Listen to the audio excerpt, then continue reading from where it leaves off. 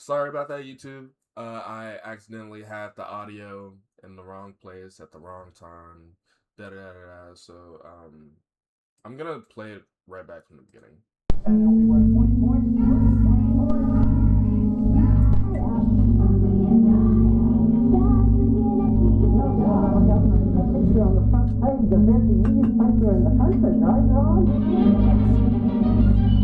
It's 8 a.m. sharp on a Saturday morning in 1979. Families in the Tampa Bay area turn on their television sets as thousands of sleepy children awake on their day off from school. Some flip to Nickelodeon, where a rerun of Pinwheel is playing.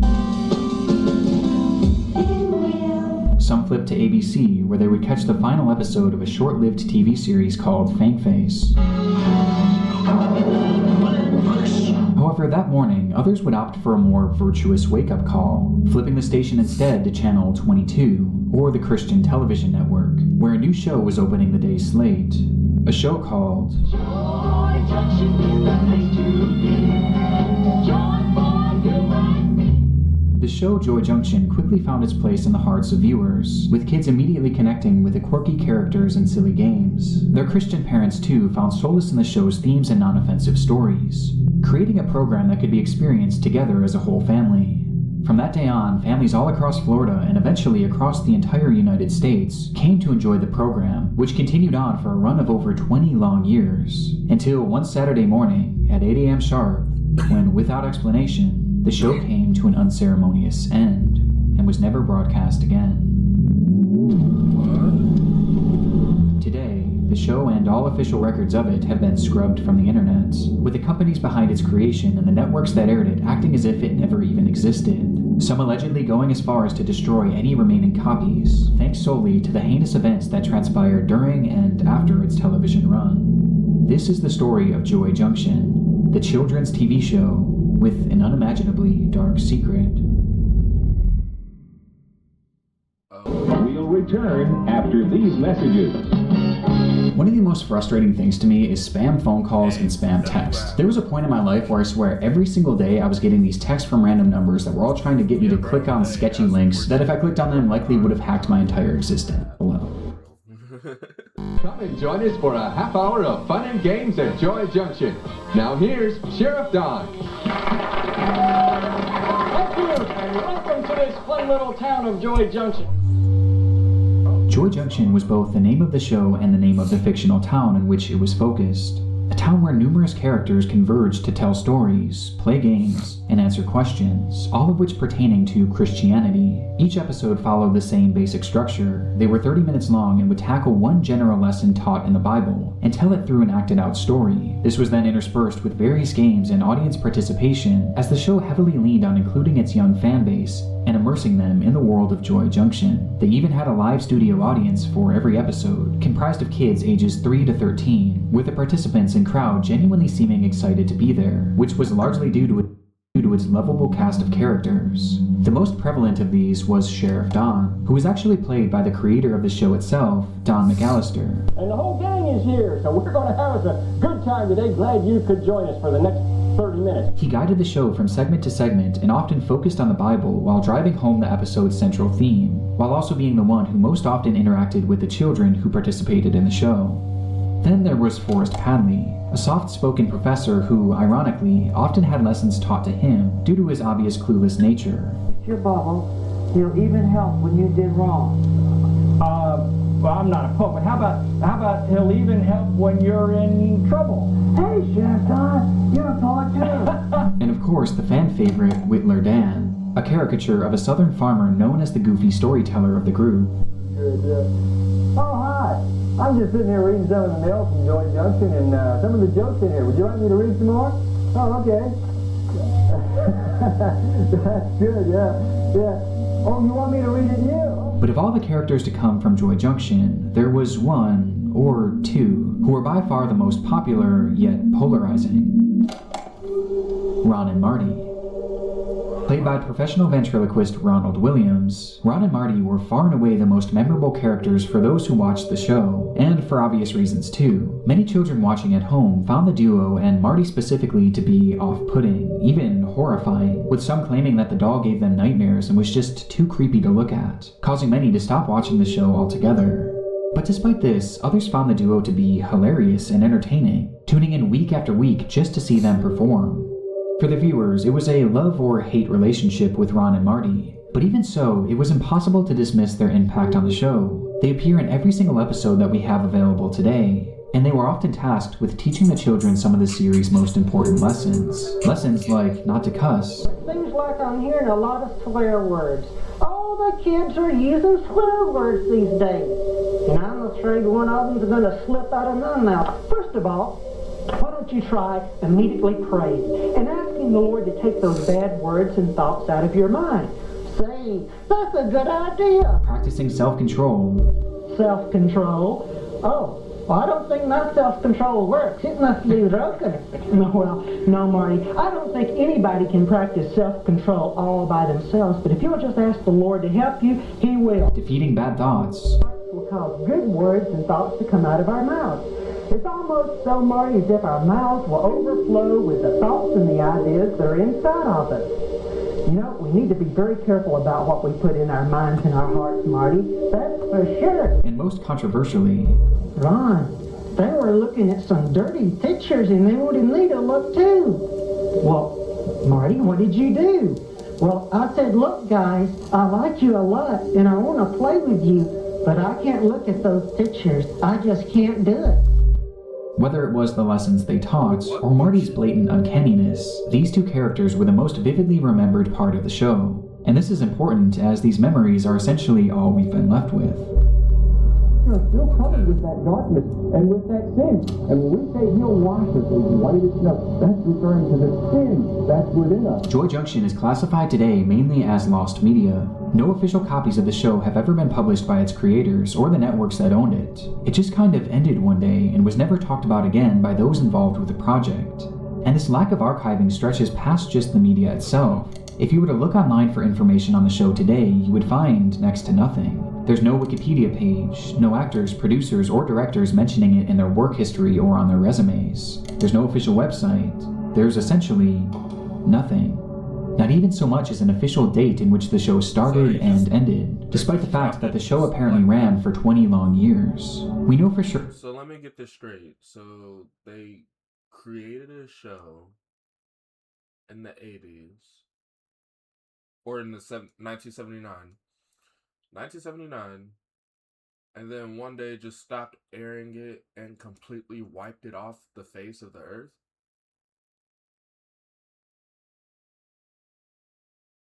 Man, they need to do that with All American. Give me those techniques, because All American has been, you know, I'm so glad it ended. Apparently it's on its last season, but why can't, just go ahead and, All American was such a fever dream. I don't even know why I watched that show, to be honest. I stopped watching after Coach Baker died. After that, I was like, okay, this is dragging it. I don't even think it should have ran for as long as... And if anything, Homecoming was better than All American, and Homecoming got canceled. So, yeah. That's crazy, dude.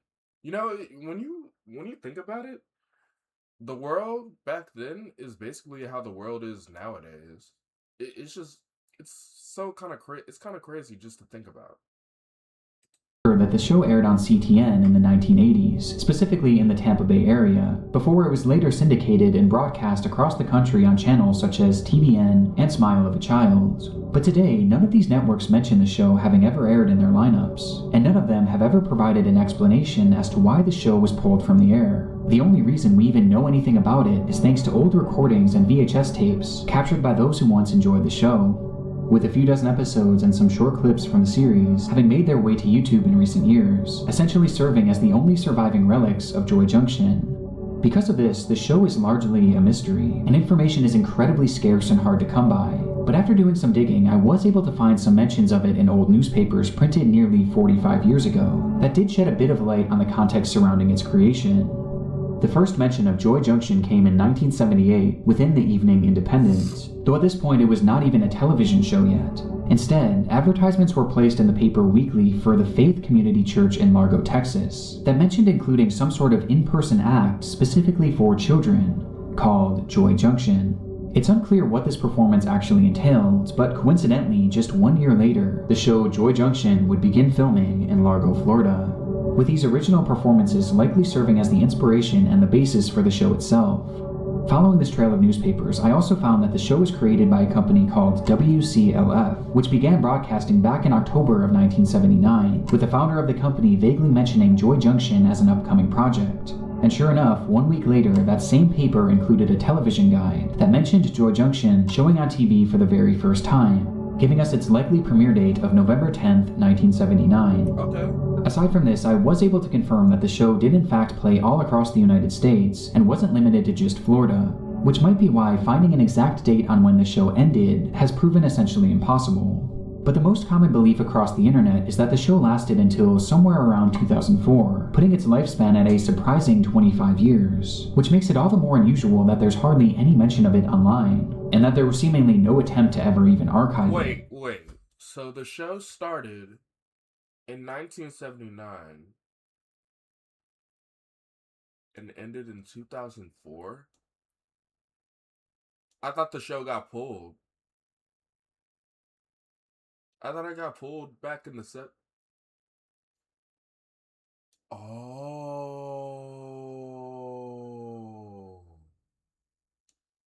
So it lasted for roughly 25 years.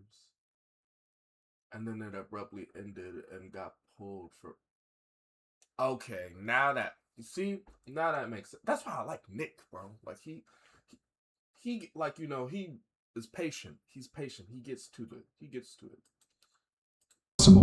But the most common belief across the internet is that the show lasted until somewhere around 2004, putting its lifespan at a surprising 25 years, which makes it all the more unusual that there's hardly any mention of it online, and that there was seemingly no attempt to ever even archive it. Okay. It seemed as if the parties involved didn't just drop the show and forget about it. They completely washed their hands of it and tried their best to bury it. There are even rumors circulating that CTN themselves had all their remaining copies set on fire and destroyed so that the show would forever be forgotten. And when you consider everything that happened, this isn't really all that surprising. But what is surprising is the extent of the unraveling and the way in which it began, as it all started with a simple water bottle. What?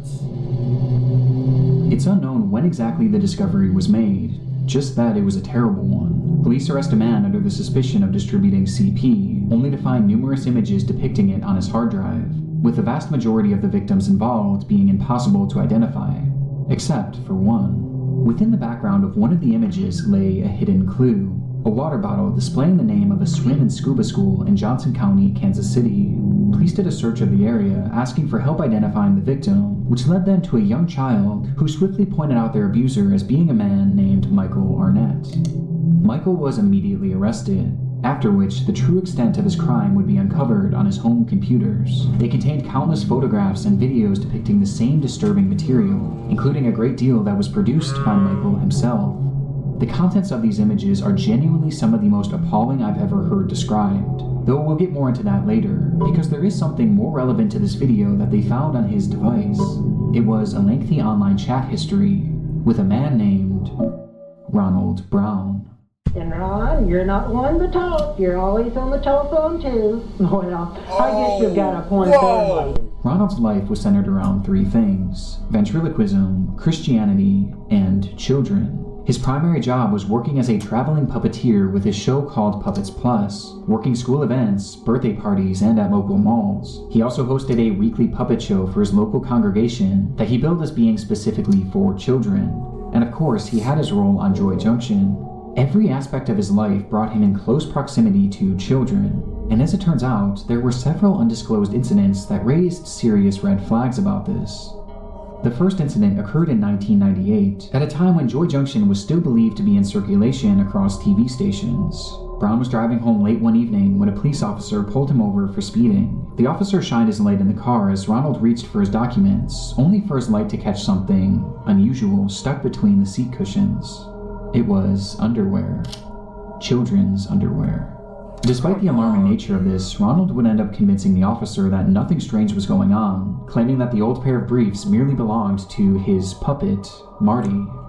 That night, Ronald was allowed to drive away without further questioning. Though things get stranger from here.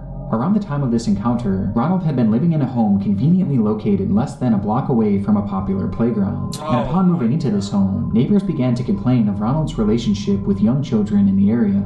Every Wednesday, kids from around the block would ride their scooters and their bikes over to his house for free pizza. Oh, hell no. The group would eventually emerge from the home, and Ronald would drive them in his van to a nearby church, where he would supposedly... What's up with the parents? Like, bro, y'all never teach y'all kids stranger danger? Like, does that not seem sus? A bunch of kids driving over to his house for pizza. Where are the parents? Perform his ventriloquism. These weekly meetups were strange to say the least, especially because they were allegedly fairly secretive, with some children even sneaking up. Immediately not. No. Oh, nah, this is getting out of hand. Secretive? Meaning that the children had to lie where they were going sometimes? Oh, nah. Yeah, nah, that's sick. That nigga needs to go to jail. Jail. Off to meet the man without telling their parents. There were even other allegations that Ronald himself had hid their bikes underneath his home, almost as if he was trying to avoid any suspicion. What? And although I couldn't find concrete proof of this, it was rumored that when neighbors checked underneath his home, they reported not only finding these bikes, but used sex toys as well, which were stashed there for unknown reasons. What? There were never any sort of allegations made against Ron, legal or otherwise, but the red flags here are glaring. Red flags that seemingly went ignored, as people bought into Ronald's act as a God-fearing, silly ventriloquist. Though in reality, the chats found on the computer of Michael Arnett shattered this perception in the most dramatic way imaginable. Though even so, these chats aren't what you would expect. No, somehow they are much, much worse.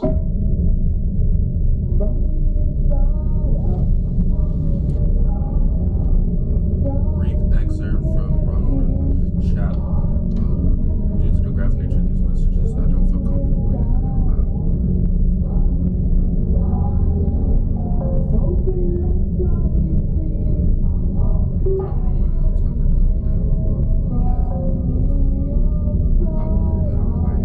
What? I'm sure telling him all about what last night as a boy wouldn't tell. I imagine his eyes would be ready, just about ready to bug out. Wait,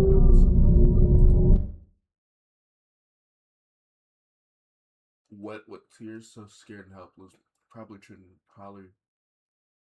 to imagine his body being cut up and eaten. What?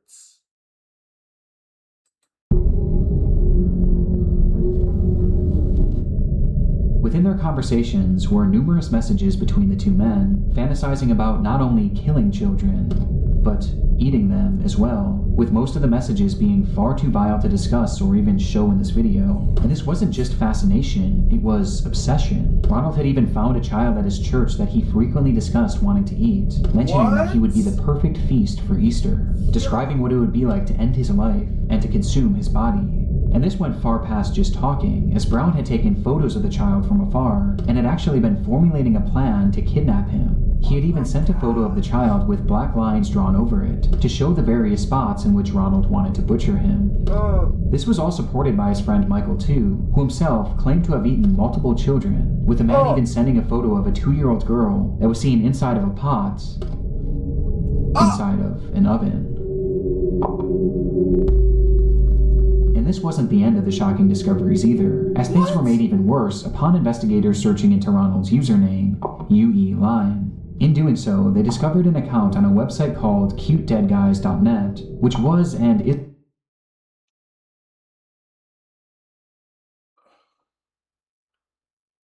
The internet is a scary place.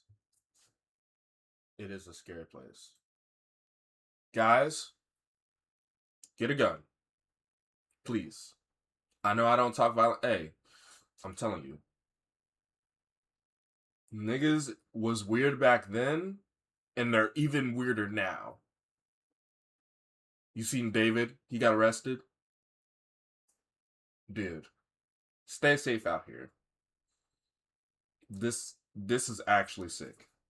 This is sick. Holy crap, this is sick. Is a forum for sharing images of the dead between those who fetishize corpses, and within his account, Ronald stated that he was one of these people too, admitting that he loved the sight of dead boys ever since he was a young man.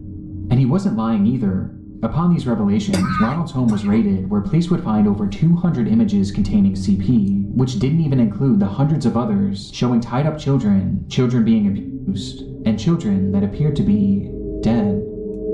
Along with this, police also found a blow-up sex doll in the home that was dressed in little boy's clothing, and inside one of his sock drawers was another hard drive with images of countless dead children, as well as a single flyer for a missing child in the area. He also had hundreds of images of a young boy named Andrew, who had attended Brown's church and youth group, with the boy having died of a brain tumor years before. Photos that showed the boy's slow physical decline, all the way until his memorial service. You know, Ron, you have to invite Jesus Christ to come into your heart and ask Him to forgive you of your sin. Upon his arrest, Ronald Brown admitted to everything. He truly did want to eat the child he had been eyeing up at his church, along with many others over the years. Though after saying this, he claimed that he would never actually have carried through with it, and that Michael and him were merely role-playing. This is heavily debated to this day, as technically there isn't proof that any of these delusions spilled over to the real world. But that's only what we know of, and considering the large quantity of CP in his home, the self-admitted obsession with dead little boys, and the actual plans he had to kidnap and eat a child, it seemed clear that it was only a matter of time before he finally followed through with his desires. For Ronald, there was no defense, and because of this, the judge handed down a sentence of 20 years in 2014, which would wind up becoming a life sentence, as it appears he passed away sometime in 2020, well before his scheduled release. This discovery changed the entire context surrounding Joy Junction, the wholesome TV show beloved by children all across the country, only for one of its main stars to be outed as a predator of the most disturbing caliber. But there was one last discovery made by law enforcement in Ronald's case that makes the show that much more chilling. During the raid on Ronald's home, officers found a collection of journals that Ronald wrote in daily, where he obsessively discussed young boys that he had been coming into contact with, highlighting his desire to know what it was like to kill them, and to know how they taste. These journals, to my knowledge, have never been released to the public, but the thing I find most interesting about this is the date at which these journals started.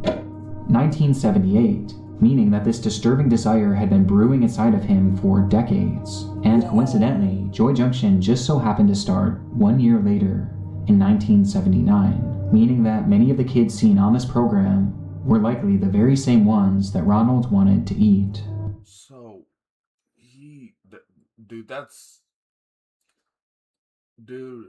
sabotage. So that means you've been eyeing these kids and they were gonna most likely be your victims? Look at the way he's looking at her, bro!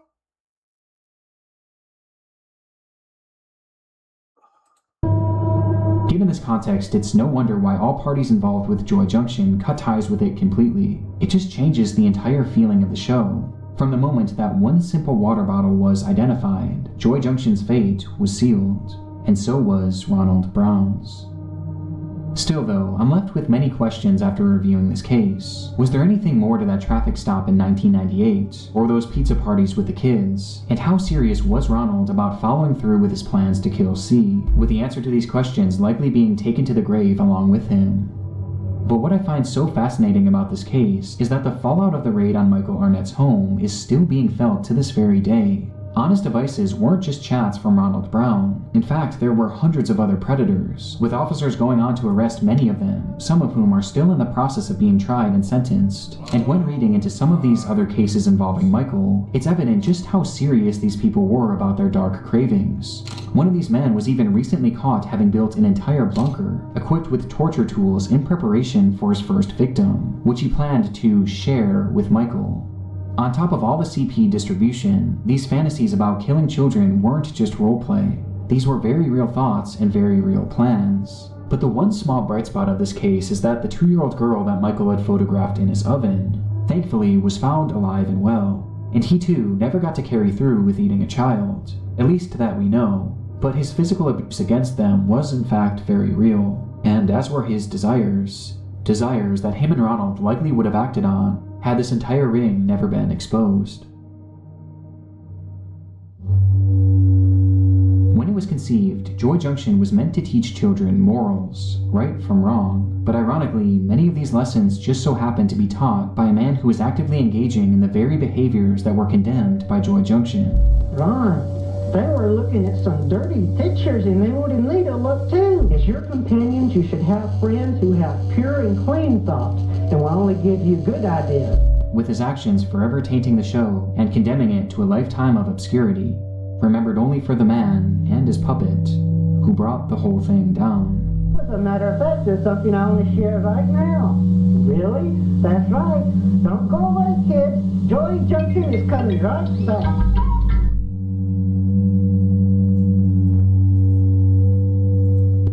Whoa.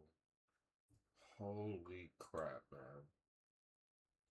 Yeah, be safe out there. That's all I gotta tell you. Is just be safe out there. Because niggas is weird. They were weird back then, and still weird now. That's actually kind of sick. Okay.